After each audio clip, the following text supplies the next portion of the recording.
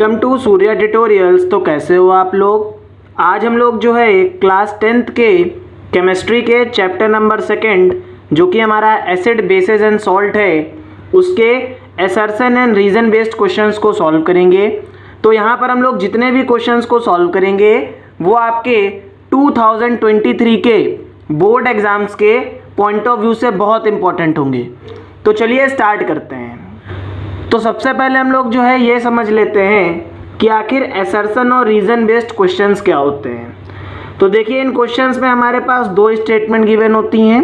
पहली स्टेटमेंट हमारी असर्शन होती है और दूसरी स्टेटमेंट हमारी रीज़न होती है और हमारे पास 4 ऑप्शन गिवन होते हैं। तो ऑप्शन ए आपका करेक्ट तब होता है जब आपकी असर्शन वाली स्टेटमेंट और रीज़न वाली स्टेटमेंट दोनों ही ट्रू हों और रीज़न जो है वो आपके असर्शन को करेक्टली एक्सप्लेन कर रहा हो, तब आपका ऑप्शन ए करेक्ट होगा। ऑप्शन बी आपका कब करेक्ट होगा, जब आपका असर्शन और रीज़न ट्रू हो लेकिन रीज़न जो हो हमारे असर्शन को करेक्टली एक्सप्लेन नहीं कर पा रहा हो।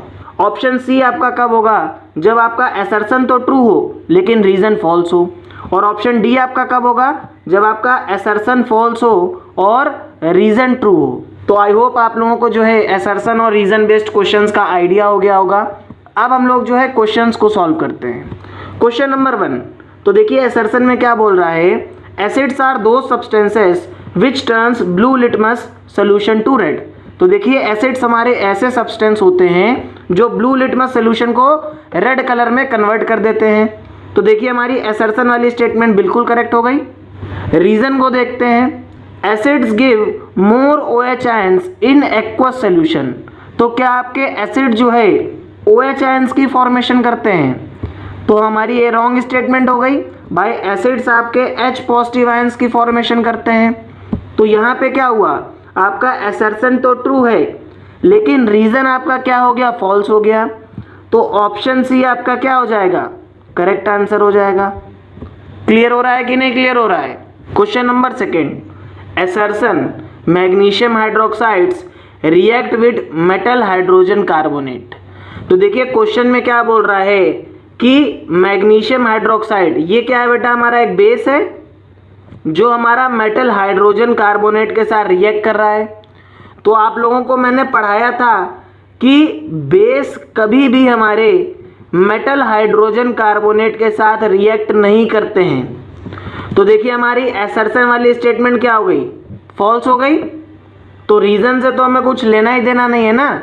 तो करेक्ट आंसर हमारा क्या हो जाएगा, भाई देखिए असर्शन वाली स्टेटमेंट फॉल्स हो गई, रीज़न वाली स्टेटमेंट यहाँ पे ट्रू होगी।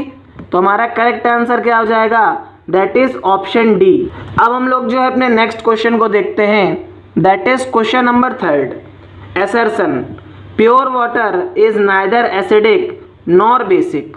तो देखिए जो हमारा प्योर वाटर होता है ना तो ये एसिडिक होता है और ना ही ये बेसिक होता है। तो देखिए हमारी असर्शन वाली स्टेटमेंट ट्रू हो गई। अब हम लोग अपने रीज़न को देखते हैं, the pH of a solution is inversely proportional to the concentration of H positive ions. तो याद करिए मैंने आपको पढ़ाया था कि जो हमारी pH वैल्यू होती है वो इनवर्सली प्रोपोर्शनल होती है concentration of H positive ions. भाई जितना ज़्यादा H पॉजिटिव आयंस का कंसंट्रेशन होगा उतनी ही कम pH वैल्यू होगी। मैंने आपको पढ़ाया था कि नहीं पढ़ाया था, तभी तो एसिड्स की pH वैल्यू कम होती है। तो देखिए हमारी रीज़न वाली स्टेटमेंट भी सही हो गई और असर्शन वाली स्टेटमेंट भी सही हो गई। लेकिन क्या आपका रीज़न जो है ये असर्शन को एक्सप्लेन कर पा रहा है, नहीं एक्सप्लेन कर पा रहा है। भाई ये दोनों इंडिविजुअल स्टेटमेंट हैं जो ट्रू हैं। तो आपका करेक्ट आंसर क्या होगा, दैट इज ऑप्शन बी। आपका असर्शन और रीज़न दोनों ही ट्रू है लेकिन रीज़न जो है वो हमारे असर्शन को एक्सप्लेन नहीं कर पा रहा है। Question number 4, assertion the aqueous solution of glucose and alcohol do not show acidic character. तो देखिए जो एक्वस सोल्यूशन होती है ग्लूकोज की और अल्कोहल की ये एसिडिक करेक्टर को नहीं शो करती है। तो असर्शन वाली स्टेटमेंट ट्रू हो गई। आप लोगों को मैंने पढ़ाया था, आप लोग याद करिए जब इन टेक्स्ट क्वेश्चंस और NCERT एक्सरसाइज पढ़ाई थी, क्वेश्चंस कराए थे तो वहाँ पे आप लोगों को ये क्वेश्चन मिला होगा। रीज़न में क्या बोल रहा है, aqueous solution of glucose and alcohol to not give H positive ions. अब ये एसिडिक कैरेक्टर को क्यों नहीं शो कर पाता है? क्योंकि जो हमारे ग्लूकोज और अल्कोहल की एक्वस सोल्यूशन होती है ये आपके H पॉजिटिव आयंस की फॉर्मेशन ही नहीं करती। तो ये बिल्कुल करेक्ट स्टेटमेंट है भाई, ये H पॉजिटिव आयंस की फॉर्मेशन कहाँ करती है? जब भी हम लोग जो है इसको वाटर में डिसॉल्व करते हैं तो ये H पॉजिटिव आयंस की फॉर्मेशन नहीं करती है। तो यहाँ पे देखिए असर्शन भी ट्रू है और रीज़न भी ट्रू है, और रीज़न असर्शन को करेक्टली एक्सप्लेन कर रहा है। तो हमारा करेक्ट आंसर क्या होगा? That is option A. Next question को देखते हैं, that is question number 5। Assertion weak acids have low electrical conductivity. तो देखिए जितने भी हमारे वीक एसिड्स होते हैं, क्योंकि ये H पॉजिटिव आयंस की कंप्लीटली फॉर्मेशन नहीं करते हैं, ये आपके पार्शली डिसोशिएट होते हैं, तो इनकी इलेक्ट्रिकल कंडक्टिविटी क्या होती है? कम होती है। तो देखिए असर्शन वाली स्टेटमेंट हमारी ट्रू हो जाएगी। रीज़न को देख लेते हैं। Strong acids and weak acids have equal concentration of H positive ions in their solution.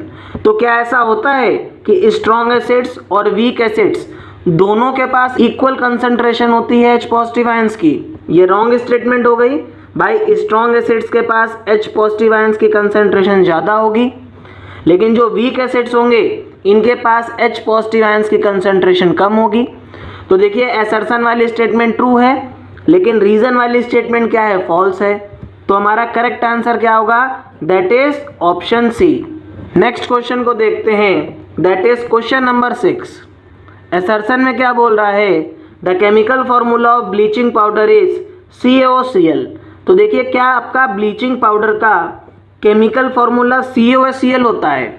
ये तो गलत है। हमारे ब्लीचिंग पाउडर का केमिकल फॉर्मूला CaOCl2 होता है। तो देखिए आपका असर्शन रॉन्ग हो गया और रीज़न वाली स्टेटमेंट आपकी ऑटोमेटिकली ट्रू होगी, क्योंकि आपके पास सिर्फ एक ही ऐसा ऑप्शन है जिसमें आपका असर्शन रॉन्ग होगा तो रीज़न ट्रू ही होगा। तो यहाँ पे आपका करेक्ट आंसर क्या हो जाएगा?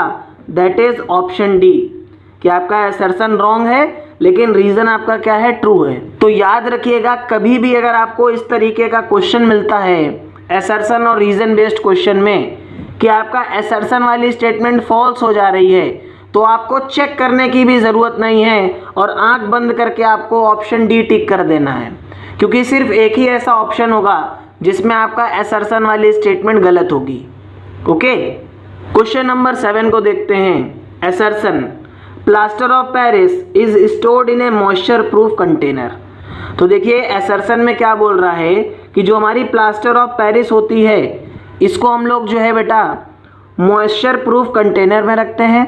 तो that is the true statement. हम लोग जो है इसको पानी से बचाते हैं क्योंकि ये क्या करता है? ये वाटर के साथ रिएक्ट कर लेता है। अब इन्होंने रीज़न क्या दिया है? Plaster of Paris sets into a hard mass on wetting with water to form anhydrous calcium sulphate. तो देखिए प्लास्टर ऑफ पेरिस बेटा आपका वाटर के साथ रिएक्ट करके हार्ड मास तो बनाता है, लेकिन वो एनहाइड्रस थोड़ी ना होता है। उसके पास तो वाटर के मॉलिक्यूल्स होते हैं ना, वो जिप्सम की फॉर्मेशन करता है। तो यहाँ पे आपका असर्शन ट्रू है, लेकिन जो रीज़न वाली स्टेटमेंट है आपकी क्या है बेटा? फॉल्स है। तो इस जगह पे आपका करेक्ट आंसर क्या होगा? That is option C. हमारा असर्शन तो ट्रू है, लेकिन हमारी जो रीज़न वाली स्टेटमेंट है ये फॉल्स है। तो करेक्ट आंसर क्या हो जाएगा? That is option C. Next question को देखते हैं, that is question number 8। Assertion the chemical name of bleaching powder is calcium oxychloride. तो देखिए आपका ब्लीचिंग पाउडर का केमिकल नेम क्या होता है? कैल्शियम ऑक्सीक्लोराइड होता है। तो हमारा असर्शन वाली स्टेटमेंट ट्रू हो गई। रीजन में क्या बोल रहा है? Bleaching powder is used as an oxidising agent in chemical industries. तो देखिए आपका ब्लीचिंग पाउडर का जो यूज़ होता है बेटा, ये ऑक्सीडाइजिंग एजेंट की तरीके से भी यूज़ किया जाता है हमारी केमिकल इंडस्ट्रीज़ में।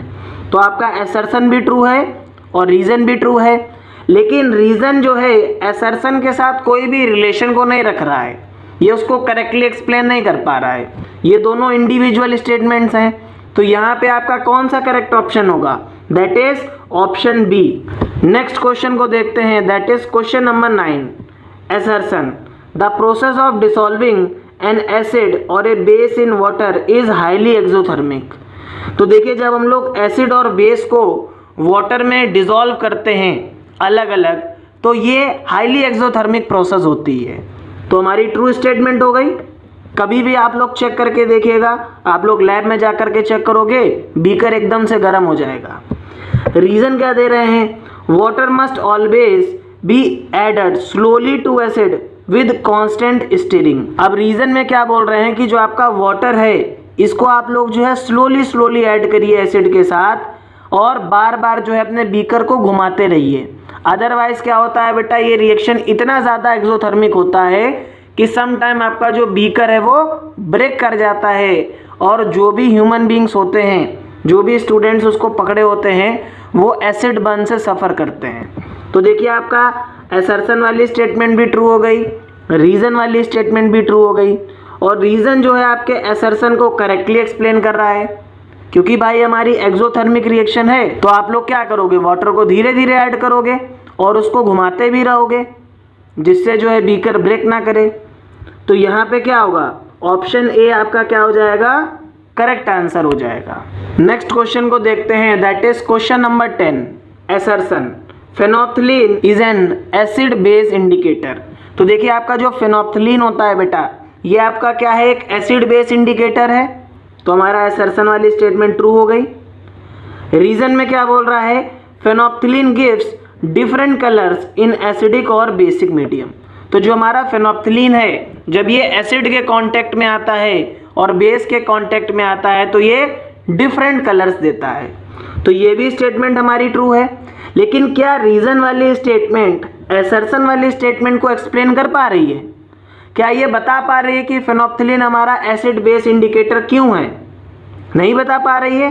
तो इस कंडीशन में क्या होगा कि आपका ऑप्शन बी जो है करेक्ट आंसर हो जाएगा, क्योंकि हमारा असर्शन भी ट्रू है, रीजन भी ट्रू है, लेकिन रीजन जो है असर्शन को एक्सप्लेन नहीं कर पा रहा है। नेक्स्ट क्वेश्चन को देखते हैं, that is question number 11। Assertion में क्या बोल रहा है, pH = 7 सिग्निफाइज प्योर वाटर। तो देखिए प्योर वाटर की pH वैल्यू कितनी होती है, 7 होती है। तो असर्शन वाली स्टेटमेंट ट्रू हो गई। रीजन में क्या बोल रहा है, pH of acetic acid is greater than 7। तो जो हमारा एसिटिक एसिड होता है, सबसे पहली बात तो ये एसिड है बेटा, तो इसकी pH वैल्यू कभी भी 7 से ज़्यादा हो ही नहीं सकती, 7 से कम ही होगी। तो देखिए हमारा रीजन वाला स्टेटमेंट रॉन्ग हो गया कि नहीं हो गया। तो असर्शन वाली स्टेटमेंट ट्रू है, रीजन वाली स्टेटमेंट क्या हो गई, गलत हो गई। तो आपका ऑप्शन सी क्या रहा होगा, करेक्ट आंसर रहा होगा। तो देखिए बेटा, जितने भी क्वेश्चंस मैं आप लोगों को यहाँ पे करा रहा हूँ, आप इन सारे क्वेश्चंस की प्रैक्टिस कर लीजिए। अगर आप लोग और क्वेश्चंस की प्रैक्टिस करना चाहते हो तो आप लोग जो है मेरी वेबसाइट पे जा सकते हो, लिंक डिस्क्रिप्शन में गिवन है बेटा, वहाँ से जा कर के जो है बहुत जल्दी जो है आपको वहाँ पे बहुत सारे MCQs, असर्शन और रीजन बेस्ड क्वेश्चंस की वहाँ पे आप लोगों को जो है शीट मिल जाएंगी। वहाँ पे जा कर के आप प्रैक्टिस कर सकते हो, PDF को डाउनलोड कर सकते हो। ठीक है, क्वेश्चन नंबर 12 को देखते हैं। असर्शन में क्या बोल रहा है, pH of ammonium nitrate solution is acidic. तो देखिए आपका अमोनियम नाइट्रेट क्या होता है, दैट इज NH4NO3 होता है कि नहीं होता। अब अगर हम लोग इसको देखें बेटा, तो ये किससे बना होगा, अगर हम लोग इसको चेक करें तो देखिए आपका ये अमोनियम हाइड्रोक्साइड से बना होगा और नाइट्रिक एसिड से बना होगा। भाई आपस में जब दोनों ये रिएक्ट किए होंगे तब जा कर के जो है अमोनियम नाइट्रेट बना होगा भाई, क्योंकि हमारा सॉल्ट है। तो देखिए हमारे पास स्ट्रॉन्ग एसिड है और वीक बेस है। तो स्ट्रॉन्ग एसिड जब वीक बेस के साथ रिएक्ट करता है तो बेटा किस तरीके का सॉल्ट बनाता है, एसिडिक सॉल्ट बनाता है कि नहीं बनाता। तो देखिए हमारी असर्शन वाली स्टेटमेंट बिल्कुल सही हो गई कि जो अमोनियम नाइट्रेट होगा इसका जो pH होगा ये एसिडिक होगा। रीजन में क्या बोल रहा है कि solution of A salt of weak base and strong acid is acidic. तो यही तो मैंने आपको रीजन दिया कि स्ट्रॉन्ग एसिड जब वीक बेस के साथ रिएक्ट करता है तो जो हमारा सॉल्ट बनता है वो एसिडिक नेचर को शो करता है। तो देखिए असर्शन भी ट्रू हो गया और रीज़न भी ट्रू हो गया, और रीज़न हमारे असर्शन को करेक्टली एक्सप्लेन कर रहा है। तो आपका ऑप्शन ए क्या रहा होगा, करेक्ट आंसर रहा होगा। नेक्स्ट क्वेश्चन को देखते हैं, that is question number 13। Assertion में क्या बोल रहा है कि phosphoric acid is a weak acid. तो देखिए आपका जो फॉस्फोरिक एसिड होता है H3PO4 ये आपका वीक एसिड होता है, तो असर्शन वाली स्टेटमेंट आपकी ट्रू हो गई। रीजन में क्या बोल रहा है कि phosphoric acid when dissociate in water dissociate partially and produces very little H positive ions. अब रीजन क्या दिया है इसने कि ये वीक एसिड क्यों है, क्योंकि जब ये हमारा वाटर में डिसॉल्व हो रहा है तो यहाँ पे जो H पॉजिटिव आयंस की कंसंट्रेशन है ये बहुत कम है। तो ऐसा ही तो होता है, अगर H पॉजिटिव आयंस की कंसंट्रेशन कम होगी तो हमारा वीक एसिड हो जाएगा, होगा कि नहीं होगा। तो यहाँ पे आपका असर्शन वाली स्टेटमेंट ट्रू हो गई और रीज़न वाली स्टेटमेंट भी ट्रू हो गई, और रीज़न हमारे असर्शन को करेक्टली एक्सप्लेन कर रहा है, तो आपका ऑप्शन ए क्या रहा होगा, करेक्ट आंसर रहा होगा। नेक्स्ट क्वेश्चन को देखते हैं, that is question number 14। Assertion में क्या बोल रहा है कि antacids neutralises the effect of extra acid produces in the stomach during indigestion and does provide relief. तो देखिए एंटासिड्स आपके ऐसे सब्सटेंस होते हैं बेटा जो हमारे स्टमक में एक्स्ट्रा एसिड प्रोड्यूस होता है उसको क्या करते हैं, न्यूट्रलाइज करते हैं और हमको रिलीफ प्रोवाइड करते हैं। तो देखिए आपका असर्शन वाला स्टेटमेंट क्या है, ट्रू है। रीजन में क्या बोल रहा है कि एंटासिड्स आर माइल्ड बेसिस। तो अगर आपके बेटा जो है ये एसिडिटी को रिड्यूस करते हैं तो कहीं ना कहीं ये बेसिक नेचर को शो करेंगे कि नहीं करेंगे। तो आपका रीजन वाला स्टेटमेंट भी ट्रू है, तो असर्शन भी ट्रू है और रीजन भी ट्रू है बेटा, और रीजन हमारे असर्शन को करेक्टली एक्सप्लेन कर रहा है, तो आपका ऑप्शन ए क्या रहा होगा, करेक्ट आंसर रहा होगा। लास्ट क्वेश्चन को देखते हैं बेटा, that is question number 15। Assertion में क्या बोल रहा है कि phenolphthalein gives pink colour in basic solution. तो देखिए फेनोप्थिलीन बेटा हमारा क्या है, एक सिंथेटिक इंडिकेटर है जो आपका बेसिक सोल्यूशन में पिंक कलर को शो करता है। तो ये हमारा क्लियर है, हमारा असर्शन वाली स्टेटमेंट क्या हो गई, ट्रू हो गई। रीजन को देखते हैं कि फेनोप्थिलीन इज ए नेचुरल इंडिकेटर। तो क्या फेनोप्थिलीन आपका एक नेचुरल इंडिकेटर है। तो देखिए रीजन वाली स्टेटमेंट हमारी रॉन्ग है कि नहीं है। तो आपका असर्शन तो ट्रू है लेकिन रीजन वाली स्टेटमेंट हमारी रॉन्ग है। तो यहाँ पे क्या होगा, आपका ऑप्शन सी क्या रहा होगा, करेक्ट आंसर रहा होगा। तो इस तरीके से हम लोगों ने जो है एसिड बेसिस एंड सॉल्ट के मोस्ट इम्पॉर्टेंट असर्शन और रीजन बेस्ड क्वेश्चंस को सॉल्व कर लिया।